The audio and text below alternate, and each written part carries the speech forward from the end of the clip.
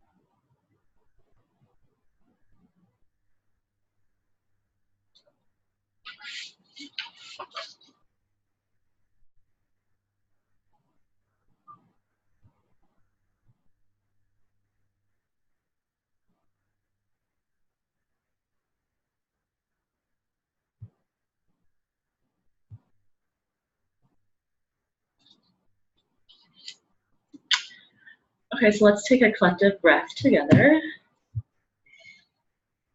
Then breath out. So we know offensive language is occurring in schools and it's affecting our young people.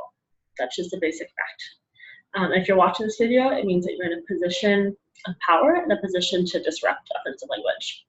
So we're going to review why it's important to disrupt offensive language. Let me quickly switch to a PowerPoint. Great. So why is it important, right? Pervasiveness of anti-LGBTQ remarks contributes to a hostile school climate and in turn makes students feel unwelcome. Anti-LGBTQ language often attacks a person's gender and sexuality, their gender identity, gender expression, and sexual orientation. As adults or people in power, when we stay silent, we normalize and condone the hurtful language, right? This is what our students are hearing, and when we don't disrupt, we're saying that this is okay, and that we've normalized that it's okay for them to hear this. Ignoring offensive comments allows it to continue and possibly get worse. It's essential that we take action to disrupt and show up for our young people. By doing so, we're supporting their well-being and their existence. So I want us to actually take a pause there, because you just read and heard a variety of statistics and statements. And so take the next minute and really respond to what motivates you to disrupt anti-LGBTQ language.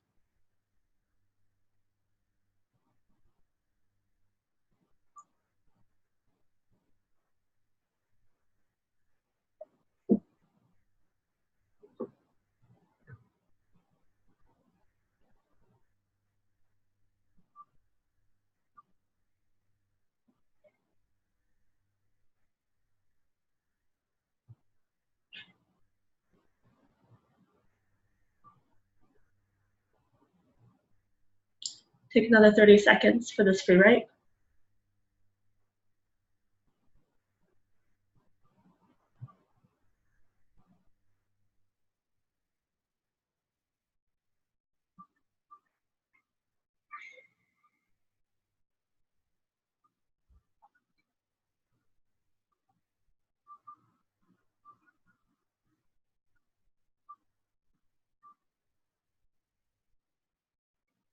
Okay, great, and then start wrapping it up.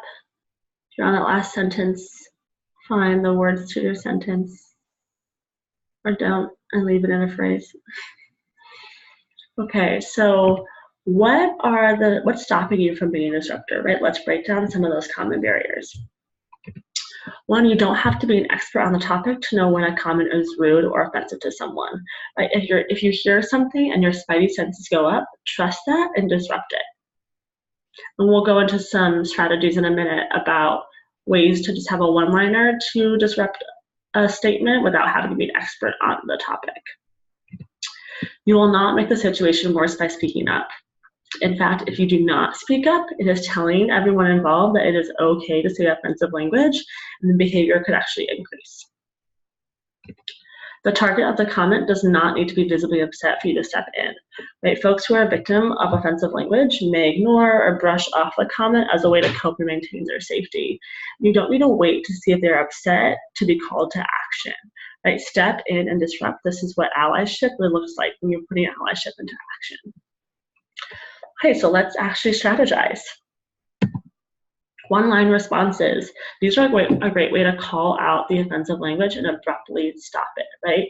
Could sound like, we don't use gay as a put-down, or it's not okay to use that phrase, right? This is a way that you don't have to be an expert on all LGBTQ information and experience. You can just have a one-liner just to stop the offensive and anti-LGBTQ language.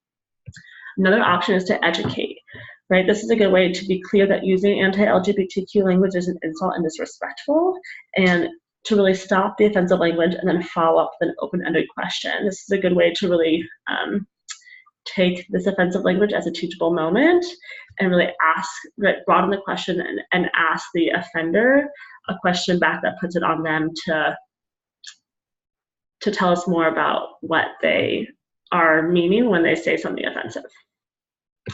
Don't excuse the behavior, right? Avoid saying things like, Margo is only joking, or Margo doesn't really know what that means. If in fact Margo was only joking or doesn't really know what gay or faggot means, it sounds like that's a great opportunity for Margo to get some education, and I would suggest doing some education with her or them. Prepare your responses. If you're nervous that the conversation will turn and focus on you after you disrupt an anti-LGBTQ remark, prepare your responses, right? Practice some ways that you want to articulate your boundaries, such as, my own personal life is not on the table right now. This is a great way so that way you feel confident in being a disruptor.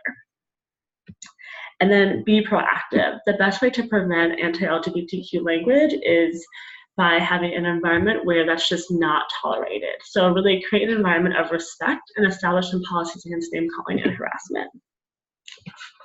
Okay, so let's actually practice this. I have 3 different scenarios, and the first 2 we'll do together, and then the last one I'll have you do on your own.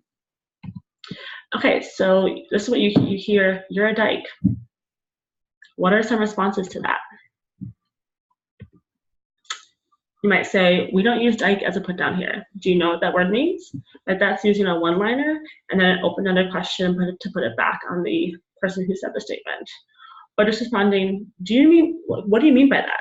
Right? That's a one-liner that prompts for clarifying information from the offender. Okay, second example. But he's a boy, why is he dressed like a girl? Now, this is something that we might hear in a lot of elementary schools, but really upwards to middle or high school as well, or in fact from adults as well. A response might be, there are many ways of being a boy and all are okay. Like that's just a one-line response. Or those are the kinds of clothes he likes to wear. What kinds of clothes do you like to wear? And that's a one-line response with an open-ended question. Okay, so this next example you're gonna do on your own. You hear, that's so gay, right? How might you respond to that? I want you to take the next 30 seconds and actually write your response in the comment section below when you are finished.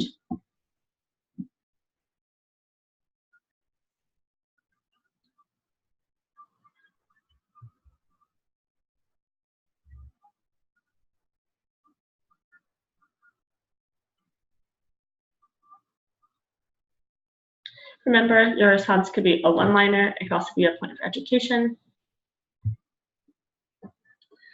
Take the next 10 seconds to wrap up your response and put it in the comment section.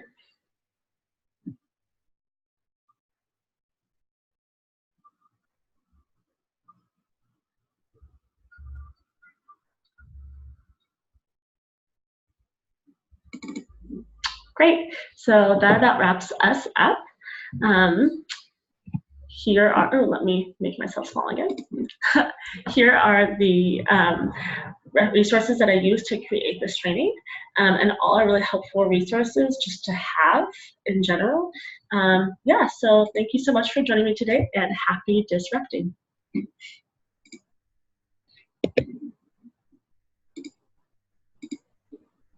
Oh, let's figure out how to stop the meeting.